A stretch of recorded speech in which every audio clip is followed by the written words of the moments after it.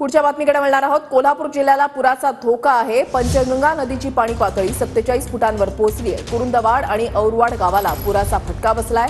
कोल्हापूर रत्नागिरी मार्गावरील आंबेवाडी गावाजवळ पुराचं पाणी आलेलं आहे। एनडीआरएफचं पथक आंबेवाडीमध्ये पोहोचलेलं आहे। कोल्हापूरच्या विनस चौकामध्ये पाणी साचायला सुरुवात झाली आहे।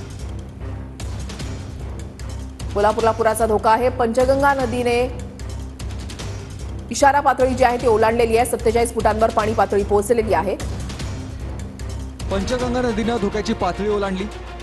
पंचगंगेची पातळी सध्या 47 फुटांवर आहे, तर धोका पातळीपेक्षा 4 फूट अधिक पाणी पातळी आहे।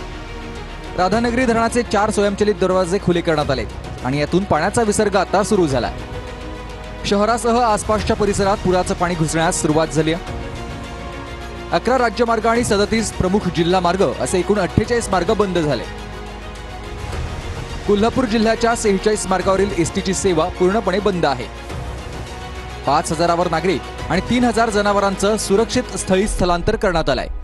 कोल्हापूर जिल्ह्यात 10 दिवसामध्ये सरासरी 63,512 मिमी इतका पाऊस पडलाय।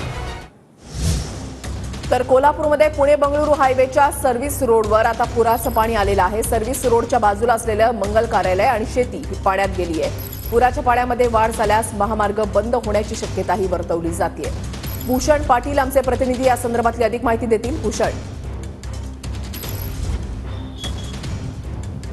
नक्कीच पंचगंगा नदीच्या पाणी पातळीमधील वाढ अजूनही कायम आहे। पंचगंगा नदीची पाणी पातळी आता 47 फुटांच्या देखील पुढे गेलेली आहे आणि त्यामुळे त्याचा फटका आता पुणे बेंगलोर महामार्गाला देखील बसण्याची शक्यता निर्माण झालेली आहे। मी आता आहे पुणे बेंगलोर महामार्गावर आणि इथले दृश्य आपण बघू शकतो। एका बाजूला ही वाहतूक जरी सुरू असली तरी पुणे बेंगलोर महामार्गावरचा जो सर्व्हिस रोड आहे त्या सर्व्हिस रोडवर आता पाणी भरलेलं आहे आणि हा सर्व्हिस रोड आता पूर्णपणे पाण्याखाली गेलेला आहे। या सर्व्हिस रोडच्या बाजूला जी काही मंगल कार्यालय आहेत, दुकानं आहेत, शेती आहेत, ती देखील आता पूर्णपणे पाण्याखाली गेलेले आहेत।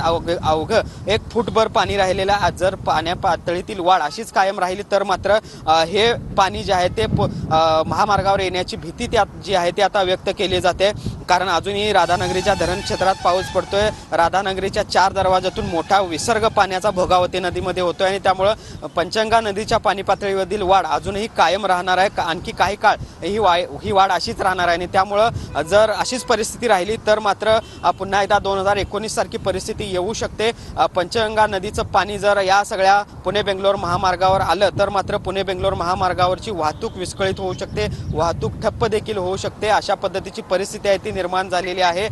या सगळ्या शिरोलीच्या आसपास पूल बांधण्यासाठी जो काही भराव टाकलेला आहे त्यामुळे मोठा फुगवटा या सगळ्या परिसरामध्ये निर्माण झालेला आहे आणि त्याचा परिणाम म्हणून आपण बघतोय आता हा सर्व्हिस रोड जो आहे तो पूर्णपणे पाण्याखाली गेलेला आहे। आणि जर अशीच परिस्थिती राहिली, पाणी पातळीतील वाढ अशीच कायम राहिली तर पुढच्या काही तासामध्ये मात्र हा पुणे बेंगलोर महामार्गावर हे सगळं पंचगंगा नदीचं पाणी येऊन हा महामार्ग वाहतुकीसाठी बंद देखील होऊ शकतो। नक्कीच धन्यवाद भूषण दिलेल्या सविस्तर माहितीसाठी।